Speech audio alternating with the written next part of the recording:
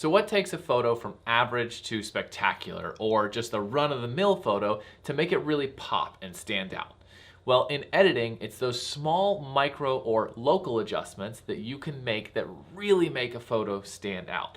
And today we're going to go over 5 unique ways to use the new Lightroom masking features to make your photos pop.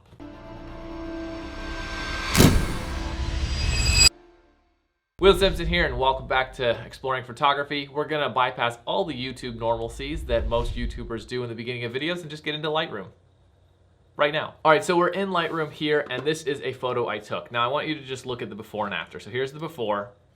It's a nice photo, but the after just really pops off the page.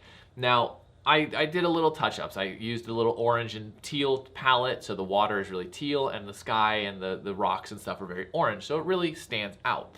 Now, what can we do to make it stand out even more? Well, we can use a vignette, sort of, but I want to just kind of darken them here, right before the sun. So you see how she has this light on the left of her body here. We want to keep that. So what we're going to do is we're going to create a mask. We're going to create a new mask and do a linear gradient, also formerly known as graduated filter, which I still like that name better.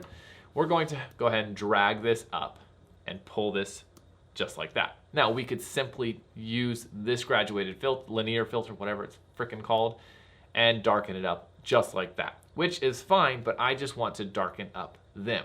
So a really cool feature that Lightroom has is the ability to intersect, or to combine masks, so you can put a mask on and then put another mask on and only select where those two masks combine, if that makes sense. It's probably easier just to show you.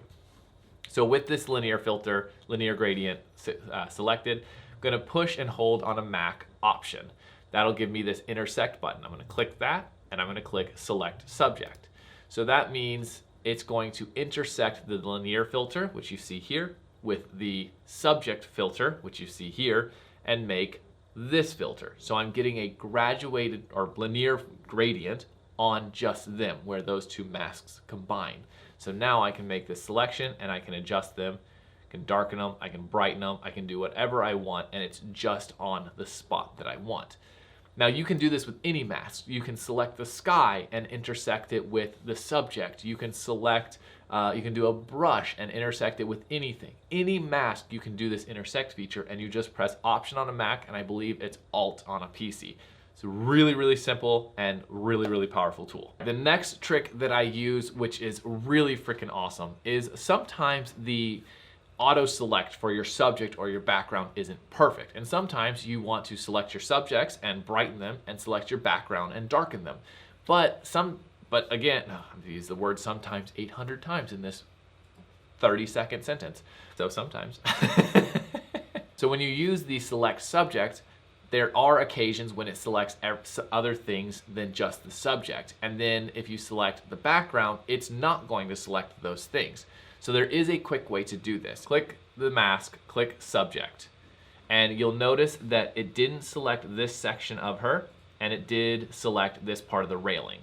Now, if we were to select another mask and do select background, it doesn't have this section of the railing, and it has this section of her.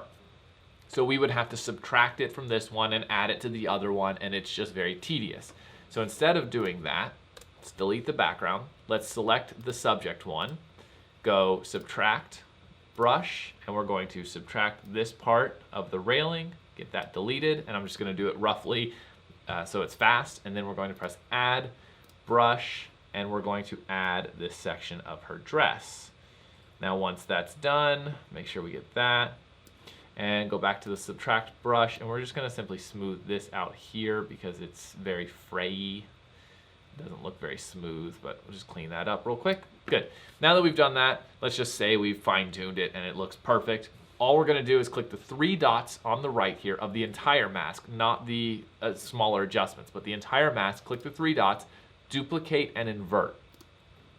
Once we've done that, it will duplicate and invert that mask with all of those selections. Now there might be a few tweaks that you can do, like if you see here, there's a little bit there. So we go to the subtract brush and press O on the keyboard and subtract that, and then subtract this. So there are minor tweaks that you might have to make, but it is so much faster to do that than it is to do the select subject mask, add and subtract everything. Do the select background mask, then add and subtract everything. This is just a much faster way to do it and will save you a lot of time. Now the next one is the select sky feature. Now this isn't really something like a tip or a trick. This is just something that I do every time I select the sky because the masking feature isn't precise. This is something that Lightroom will probably update in the future to really fine tune their masking feature, but it is something to know. When you do select subject, so click the mask, press select subject, it does a really good job, especially when the lines are very clear and the contrast is very high, selecting the subject to the background or surrounding areas. When you do the select sky, delete that one real quick, you will notice that it actually selected some of the subject too. You notice a little bit of green tint here. It's very faint, but there is a little green tint. And it does kind of select a halo around their head. Like here, it's got some of her hair, stuff like that. So anytime I do the select sky mask and their subjects are in the sky, I always follow it up with a subtract select subject, because that just cleans up the little bits of the areas that the sky selected of the subject and just makes it even a sharper mask. It's just one thing that I found is beneficial and works really good. That's all that tip is. Super simple. Just when you select the sky, subtract the subject, just to make sure that you don't get any blend over. Now, before we carry on with the next tip, if you are interested in bettering your photography, editing, tips and tricks, things like that, and want to get a little bit more involved, I do have a course out right now, and I will have more. I'm actually working on them right now, coming out to really enhance your photography skills. And I'll put those links in the description, as well as links to presets that I offer and some awesome merchandise. But I don't want to bore you too long because that's not why you're here. But if you're interested, links in the description. Now, the next tip, and you're probably familiar with this one, but it is the linear gradient and the radial gradient. The thing is, editing your photo is great. Putting the color edit is good, but the magic comes when you do the local adjustments. Global adjustments are all fine and good and must be done, but the magic comes when those local adjustments are done. When you're adding little flares here or gradients here or just things like that to make the photo pop. So in this photo here, if we take a linear gradient and we simply just drag it up from the bottom, this is kind of like adding a natural vignette. We're going to darken it down, and you'll notice that your attention is now pulled up to her face immediately rather than just kind of blanketing through the photo. The next thing you can do is add a radial gradient. So we'll click radial gradient. We'll make a big gradient here. We're going to adjust the feather here, make it a little bit less. We're going to place it right behind our subject, so it's the sun flaring behind her. Then we're going to press subtract, select subject. That way it's not blanketing her face. And once that is done, let's raise the exposure, increase the warmth and the tint, and there we go. Now, with just those two adjustments, we've increased the photo and changed the complete lighting composure of it and made it pop more. So those are some really amazing tools, and very simple too, to make your subject pop off the photo. And that is what really brings out photos that you see and you're like, whoa, that is a crazy photo. Why does that look so much different than mine? Local adjustments, that's why. And finally, the last tip is the select people. If you do family shoots, if you're taking pictures of multiple people or couples or anything like that, Lightroom's masking ability now allows you to select people individually. However, you can also do the features. So in this photo here, we're going to select the mask. We're going to go to create mask, and we're going to select people.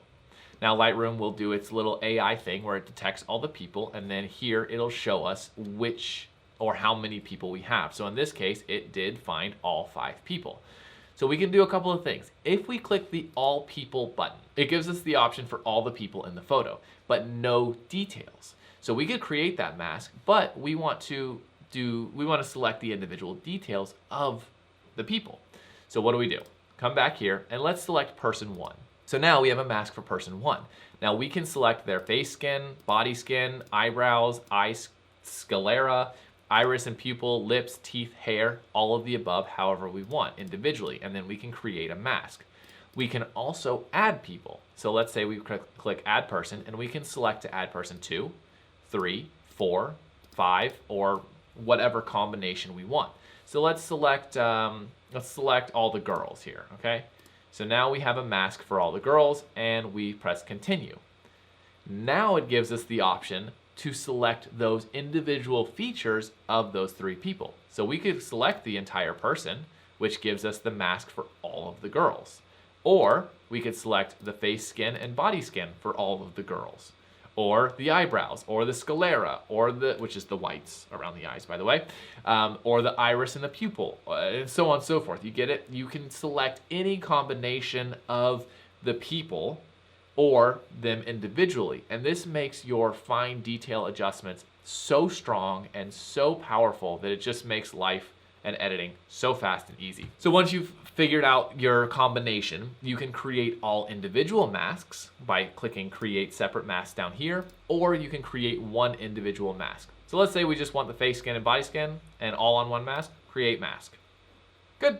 Now we have a mask with all of the girls' skin, which is freaking awesome. Now there's some minor adjustments here, like here I got some of her dress, which we can just subtract. So if we press subtract, brush, we can just clean that up really quick. So there might be minor adjustments that you need to make, but the speed is so much better than just creating a brush and going and brushing individually. So that just makes those minor adjustments very, very fast. And that wraps up all of the tips and tricks to really fine tune and make your local adjustments faster and more precise and make your photos pop right off the screen. So if you have any questions, you know where the comment section is. Hit me up, let me know. Go ahead and hit the like button if this was helpful. Subscribe, you know, all of those good things that YouTubers want you to do, because they do help us and they tell YouTube, hey, I like this video. I like this guy, he's helpful.